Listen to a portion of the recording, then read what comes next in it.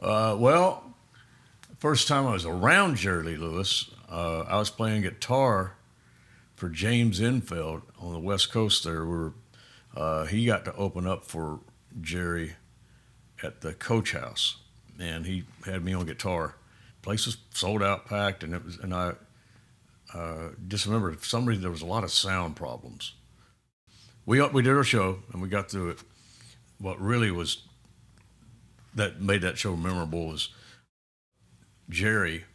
About 2 songs into it, he fired his whole band. Hey everybody, this is Lutherse last night.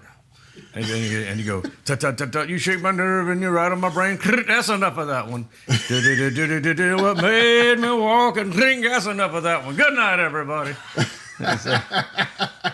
And the band plays them off, and it's like thinking, what just happened? The owner, they came up to James and said, look, can you get up and do another set? I mean, people are furious now, but maybe you can calm them down and we did. We got and did some more. But that was the first experience with Jerry Lee. And so apparently he fires his band often and then hires them back next day or a couple of days, whatever. But I got to know Jerry a lot better, and his whole surround Judith and his whole people that surround Jerry a lot better. Jason D. Williams, who's really his son. When I got my bar in Memphis, Hernando's Hideaway, and because that used to be Jerry's office, he was delighted that we were reopening it up, and he never did make it out. He tried. His health was just too bad. He couldn't get out. But Judith did, and Jerry's manager JW always comes out, and he's a real good friend. Brought Priscilla Presley, and so. But Jerry was. Matter of fact, he sold me his couch. He had his couch. Well, part of it was me just going there and picking it up and moving out of his house because he gave it to me at a ridiculously low price. I mean, it's a beautiful. He bought this couch when Judith was out of town, and it's a beautiful cowboy-looking leather couch, and I loved it. But Judith hated it, so it didn't go with any of her stuff. And he bought it when she was out of town for some reason. He said, "Yeah, I want that couch," and so that was Jerry's couch. That's what he would sit on, and so once Jerry had that stroke, he still played. He still played, even though he had a stroke. He still was able to play, and but he would seldom go in that room anymore. So he would just stay in this one part of the den and watch TV. So that couch was. So finally, Jerry said, "Yeah, you can sell the couch. Get rid of the couch." So if you want to sell it to somebody who wanted it and trust me to go in there and not, Gurm and whatever, but it was a bitch to get that big couch out of there. But it wasn't my green room at Hernando's for a long time, but now I moved it to my recording studio in Memphis, now the Watt Sun Studios, so you could sit there and see it. But Jerry was really nice and helped him. He had a pickup truck that was given to him, and he couldn't start it. It's a brand new pickup truck. I thought it was just a battery. We went over there and jumped it and got the mud daubers out of the terminals and stuff. When you say he used Hernando's as his office, he called it his office. Yeah.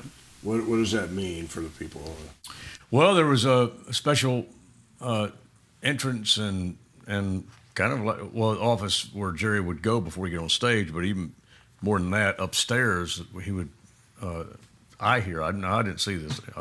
Apparently, it's where they play cards all night, play poker, and so I've seen some pictures of some other crazy stuff. But that's even on stage. You got to ask Fergie and Jimmy Vaughn, okay. And they can tell you stuff. I was talking with Mojo about this stuff. The last cruise that he passed away on, because we were really talking about getting Mojo and Jimmy and who else was in that band? The backup band for Jerry on the Jerry Lee Lewis movie. What was it? Great Balls of Fire. It was Dennis Quaid. He actually played Hernando's and knocked it out and did all the stuff from the film. But we don't want to get Dennis and Dennis and Jimmy Vaughn, Mojo, and John Doe was on bass. So wanted to get that band and put them in Hernando's. You know. But yeah, it was his office. They got stories when they were filming that movie. Jerry would play till 4 in the morning or 5 in the morning. You know, I guess that's when you could do that. They stayed open constantly. You know, and when you were invited out there, I guess they said, "Well, we need to go. You know, go get on set." The bodyguard told him, "No, Jerry invited you. Says you don't go until Jerry goes." So they just sat there and watched naked women get on stage with Jerry, and it was wild times back then. It's life with the killer. Life with the killer, man.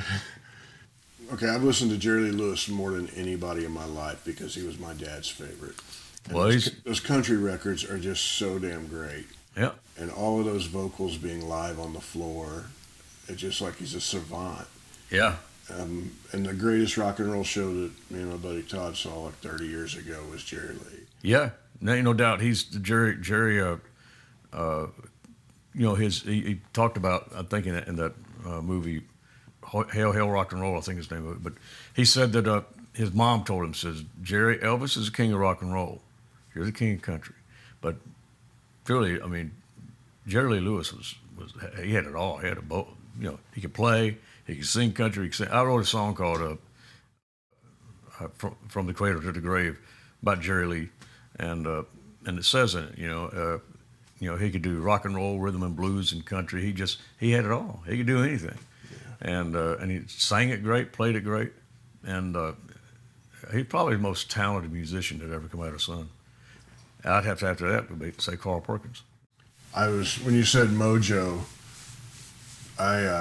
first time I was in San Jose was hang out with Mojo, and I walked into the hotel and he says, "Otis, sorry about the smell.